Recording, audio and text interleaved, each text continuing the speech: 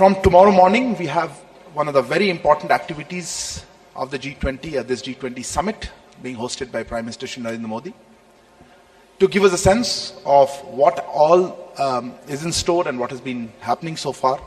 We have our proud privilege to have here on the dais Shri Amitabh Kant, Indian Sherpa, joining him Shri Ajay Seth, Secretary DA, also the Finance Deputy of the process.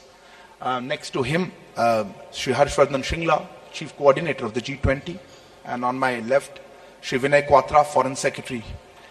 I would request them to make brief opening remarks, after which we will open the floor. Sir, if I could hand over the floor to you, sir. Thank you, Arindam. When India took over the presidency of G20 in Indonesia at Bali, we were in the midst of a scenario of slowing growth and productivity worldwide. There was a huge impact of COVID-19 pandemic, which had led to vast segments of the global population going below the poverty line. Vast number of people had lost their jobs. There was a cost of living debt crisis. There had been a reversal on the Sustainable Development Goals. There was a challenge of climate crisis and climate action.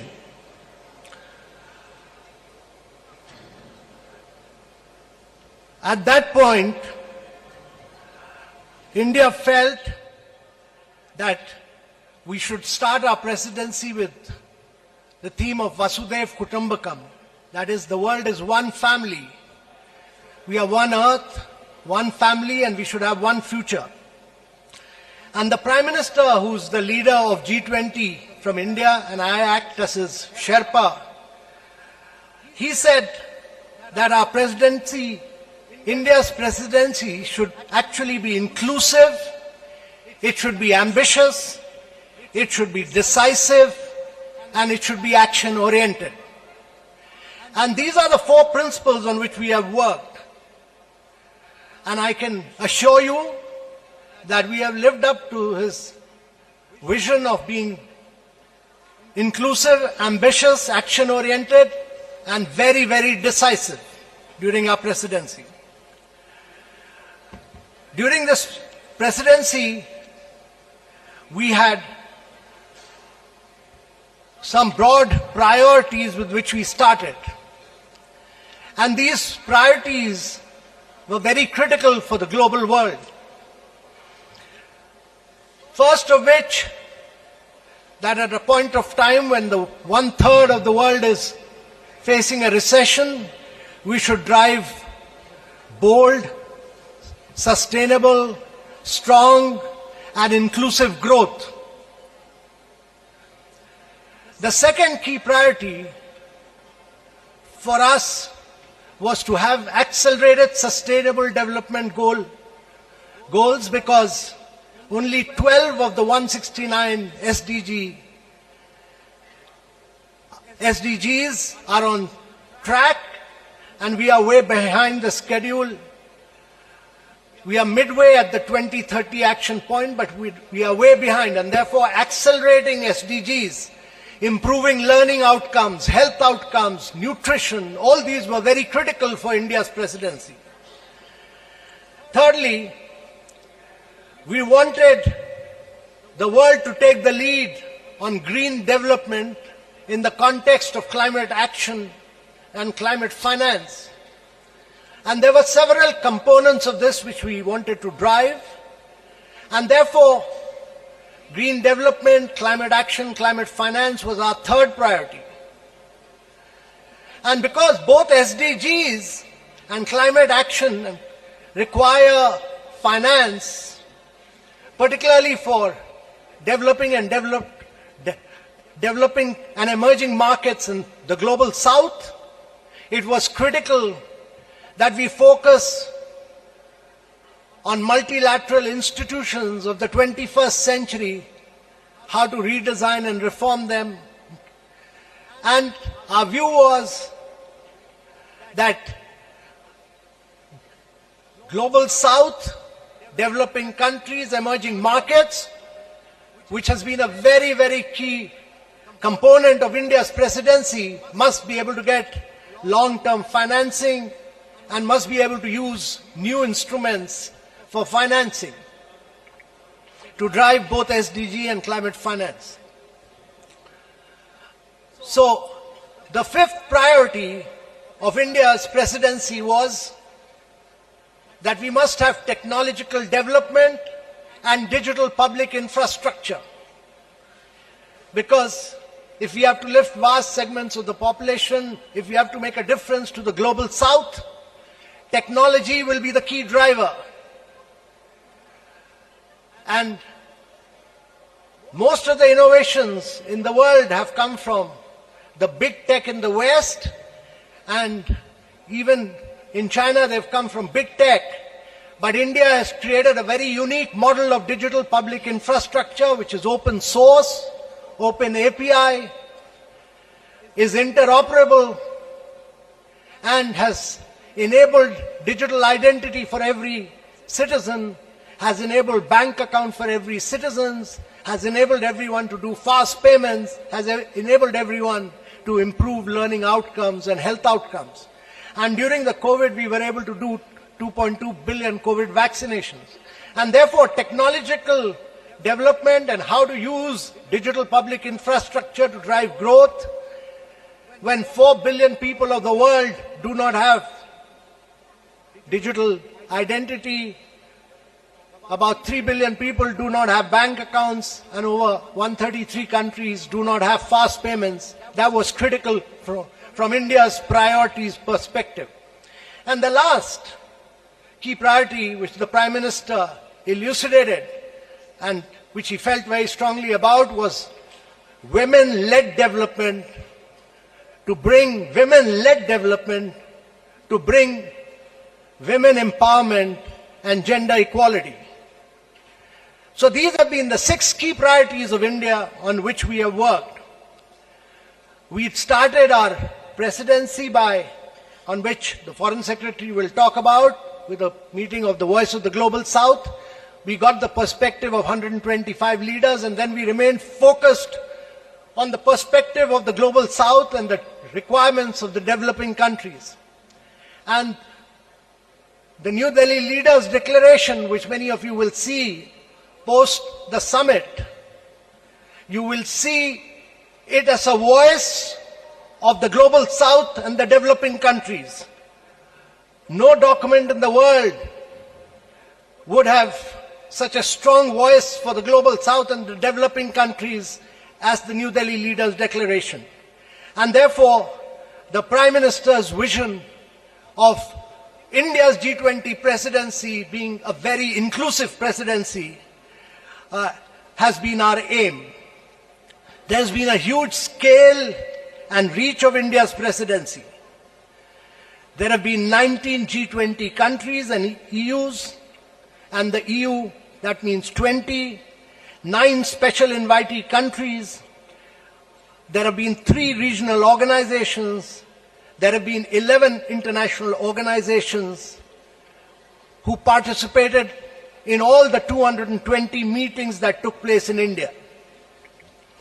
We were able to use this opportunity to take the meeting to over 60 cities of India and every state and every union territory of India, and use this opportunity to demonstrate the liveliness, the vibrancy and the dynamism of India's federal polity.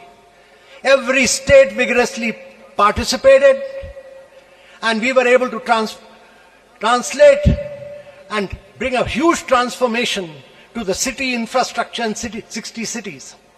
When G20s are held across other countries, they are held in the capital or maximum 2 cities. In India's case, we've held them over 60 cities of India and used this as an opportunity to transform them. So, ladies and gentlemen, we've had over the biggest participation in G20 from across the world. We have had Africa's highest ever participation. In addition to the 29 countries, we have had 32 additional countries. We've been the voice of the Global South. We've done a huge number of Indian, during this period, we've used this opportunity also to push a huge amount of Indian narrative through one district, one product. That is every district which has come out with a product. Focused, that was the only gift we gave to all the visitors who came during our presidency so that we could have an impact on the lives of our artisans. We have focused on millets, which is critical from the viewpoint of sustainability of agriculture. We have focused on achievements of India as a mother of democracy, as focused on the digital transformation and digital public infrastructure. So with these few words, ladies and gentlemen, I can assure you that our presidency has been inclusive, decisive, and action-oriented. Our New Delhi leaders' declaration is almost ready. I would not like to dwell on it because this declaration will be recommended to the leaders, and the leaders will then accept it. And only after it has been accepted by the leaders, we'll be able to talk about the actual achievements of this declaration. With these few words, I'll conclude. Thank you very much. Thank you very much, sir. May I now hand over the floor to Shri Ajay Seth, Finance Deputy, sir. Good afternoon to all.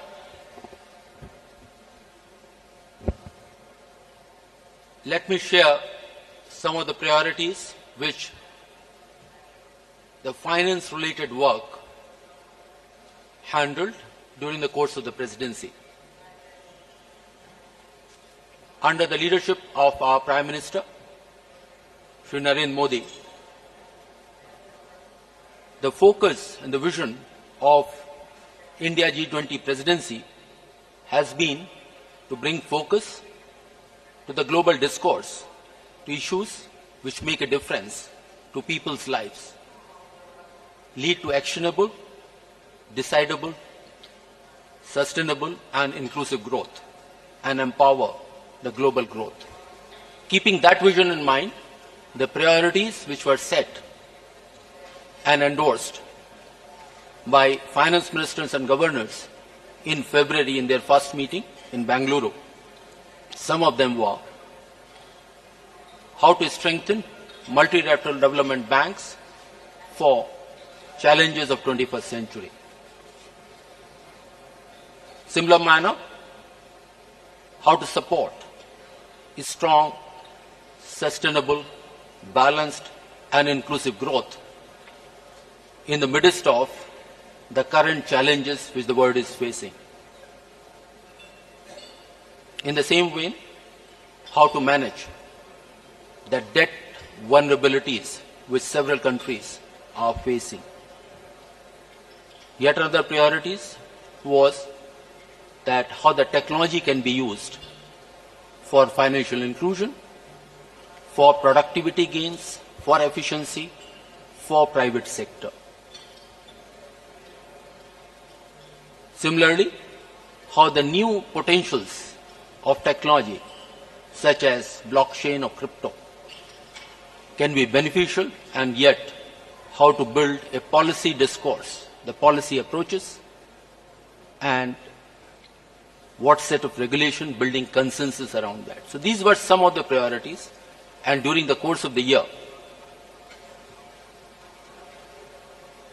in more than 25 meetings of various working groups, ministers, deputies, these have been deliberated with very intense efforts. And one unique feature of the work has been, I'll put it rather two big elements, two big differences. One was to go beyond the structured meetings and arrange almost 40 seminars, side events, symposiums, inviting domestic as well as global experts and generating a very intense discussion to find a robust way forward. In a similar vein, how to generate the local connect, Jan Bhagidari. Almost 40 events were done on issues which are relevant to people's lives. Based on these deliberations over the course of the year, these recommendations have now been placed for consideration of the leaders. They would be discussing it over the course of next 2 days, and then we will have definite outcomes and we will all share with you. Thank you. Thank you very much, sir. May I request Shri Harshvardhan Shringla, Chief Coordinator, sir. Namaskar and good afternoon. The focus of today's press conference is on the G20 New Delhi summit. But since many of our media friends have joined us only today, I'll briefly begin by taking you through our presidency journey. As you know, we assumed the presidency of the G20 on the 1st of December last year, and we will conclude our presidency on the 30th of November this year. During the course of our presidency, we would have hosted over 220 G20 meetings in 60 different cities across the length and breadth of our country. In keeping with the Prime Minister's vision of a pan-Indian G20, we will have hosted one G20 meeting in at least one G20 meeting in every state and union territory of India. And to my mind, that is the finest example of cooperative federalism that we can see. Now, the effort has been, of course, to take the G20 down to the grassroots level through a process that we call Jan Bhagidari, which is a people's participation movement. And whether it is through the G20 University Connect or the G20 Model School or quiz, essay and painting competitions and festivals, the G20 has been popularized and taken down to the grassroots levels in our country. We have also looked at the G20 as an opportunity to highlight and showcase India's rich cultural heritage and diversity and our tourism potential. And in that context, we have hosted over 300 cultural events with the participation of over 18,000 of our cultural artists and exponents. Of course, we have also made our presidency an inclusive one. Sherpa has already mentioned that we've had very significant participation from the Global South and from Africa. We would have received a total of about 100,000 visitors for our G20 presidency from over 125 nationalities.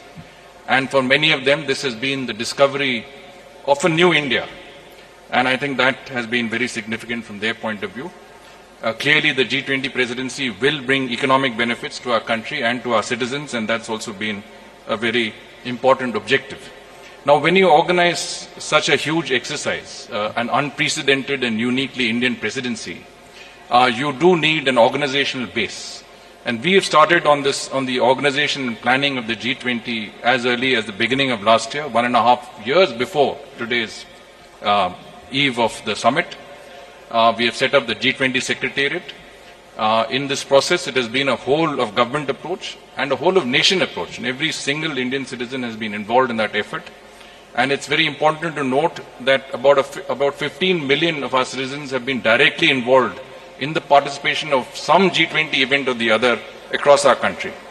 So in that organizational endeavor, we've had guidance from the Prime Minister himself, from cabinet ministers. There is a coordination committee which has been set up under the Principal Secretary to the Prime Minister, which includes the NSA, which includes cabinet secretaries, senior secretaries, Sherpa and all of us here. And this committee has been meeting regularly. It's met at least 9 times formally, but many times informally, and has provided extensive guidance on every aspect and overseen every aspect of the presidency's organization and management. So I think that was important. Now, on the summit itself, of course, Foreign Secretary and Sherpa will take you through the program elements, but it's important for you to know what else is there and what are the activities and exhibitions and other events which are within the Bharat Mandapam, within the G20 summit complex. Of course, the media center is one that you have seen. Both halls 4 and 5 have been earmarked for the media center. We expect to host between 2,000 and 3,000 international and domestic media here. It will be a state-of-the-art media center with over 1,300 workstations, high-speed internet, and Additional Secretary XP would have communicated to you the other aspects of this media center. There is an emphasis on the cultural aspects of our presidency as well. There is a very unique exhibition which is called the Cultural Corridor, which will be on display at the convention center. This involves the display of cultural artifacts and objects from different countries, both tangible and intangible heritage, but also natural heritage. So this has some very, very interesting exhibits, which the details of which will be available with you. We also have an immersive display, which has, again, some of the best illustrations of every country that is a part of our G20 presidency.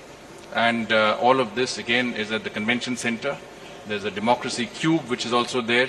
And what we will certainly do is that we'll make this available, we'll make this open to the media and the public after we finish the immediate summit. And this would be a very interesting exhibition to see. Besides that, we have the Mother of Democracy exhibition. India is the largest democracy, vibrant democracy over the ages, has arranged an exhibition which would be essentially narrating the 7,000-year tradition of democracy in our country from the ancient to the modern. There will be 26 interactive panels which would be available in all of the G20 languages. There are apparently 16 languages in which this will be available. There is also a bronze replica of a girl from the Sindhu Saraswati era, 2,500 to 3,500 years before. And this is a very unique part of the exhibition, at the center of the exhibition. And there will also be someone who will greet everybody. It's artificial intelligence driven, so it's a technology oriented platform. And of course, the person who will greet will also provide an introduction to India's age-old democratic traditions in their respective languages. You are also aware that we will have, at the time of the dinner that will be hosted tomorrow by our President, there will be a musical ensemble which will play in the background. This, of course, will represent, again, musicians from all parts of our country, but it will also include musical traditions of every nature, whether it's Hindustani, Carnatic, folk, bhajans. Every aspect of music in our country will be covered by these 77 musicians, who would also include young students, people who have some disabilities, but also people who are from different walks of life across our country. They will also be displaying some very rare instruments, musical instruments, which are hardly ever seen or played in our country, but this is something that is an opportunity for us to see so many rare instruments coming together in this particular area. Now, there will be a strong emphasis on technology, especially technology that is linked to digital public infrastructure. And in that context, we will have a few exhibitions at the media center. If you enter the foyer of the media center, you will see a display by our Ministry of Information Technology, which is basically a Digital India Experience Zone, which will have the display of all of the mobile apps and the platforms under which we have arranged to deliver development to the grassroots levels in India, right from Aadhaar to UPI, and this entire India stack will be available. And if any of you do fall sick or have any medical issues, please ensure that you go and connect with eSanjeevani, a digital platform that will have a doctor advise you immediately on the spot. Similarly, we have a Reserve Bank of India Innovation Hub, which is again in the media center. And this Innovation Hub will display technologies that fintech, which has not yet been introduced to the public domain. These are still in the pilot stages. One of them is the central bank digital currency, through which even international media who are here, who don't have bank accounts in India, will be able to get some money in their mobile wallets and will be able to use that digitally to buy products in our Crafts Mela, which will be in the adjoining hall, hall number 3. And this Crafts Mela will also, each stall of the Crafts Mela, which represents a different state or union territory of India, displaying, as Sherpa mentioned, the ODOP products and geographical indicator products, will have a QR code compatible with your mobile wallet, the digital currency, and with the UPI. We will also have a frictionless credit display, which basically, again, is a cutting-edge technology under which any credit to be given, say, to our farmers, the information relating to that would be immediately available on your mobile phone or your iPad, from the land records to your Aadhaar to your previous credit history, and this will enable credit to be given within a few minutes of time with each of the farmers. And so from that point of view, I think we also have, I hope all of you have downloaded our digital app, the G20 India digital app, which is again a state-of-the-art app, which enables you to get this in any language in the G20. You can get it in Portuguese, in German, in Japanese. And this will also enable you to talk to anybody who doesn't understand your language, say from Hindi to Japanese or from Portuguese to German. It will be instant conversation through the app. You can navigate from one part of the Bharat Mandapam to any other part of this complex. It will enable you to get there without a problem. And any information that you may need on our presidency, on the G20, on India, UPI, any aspects of this is available. And of course, if you feel like a yoga break, that's also there on our app. So I'll stop here. I'm sure there are many other things, but we will stop. Thank you. Thank you very much, sir. May I hand over to Foreign Secretary Shivanay Quatra.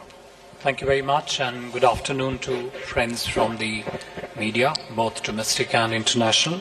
I have 6 brief points to make, besides what has already been shared by my colleagues, senior colleagues, Sherpas, Chief Coordinator and Secretary, Department of Economic Affairs. Point number first.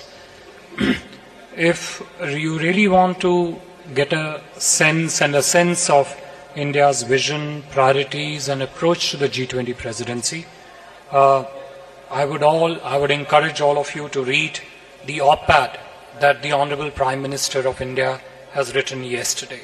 It captures, it distilled a sense of how India envisions and looks at the ongoing G20 presidency of India. 2, the coming together of the 41 heads of delegations, heads of state, government, heads of international organization in India starting yesterday is under Prime Minister's personal leadership and direction. It is essentially a celebration of the coming together of the G20 family. And as our Sherpa mentioned earlier, it's the largest ever participation of the Global South in India. 3, whether it concerns India's national priorities with regard to G20 or the priorities of G20 countries as a collective, as also the concerns and interests of the Global South. The specifics of the agenda which the Sherpa and the Department of Economic Affairs Secretary mentioned, they have been structured in a most inclusive and the harmonious concepts of one earth, one family, one future. 4, very briefly with regard to the program of the G20 summit, the summit official conference program is structured around 2 sessions. First one earth starting tomorrow morning, one family tomorrow afternoon, and one future in the morning of the 10th. Besides 3 sessions of the conference,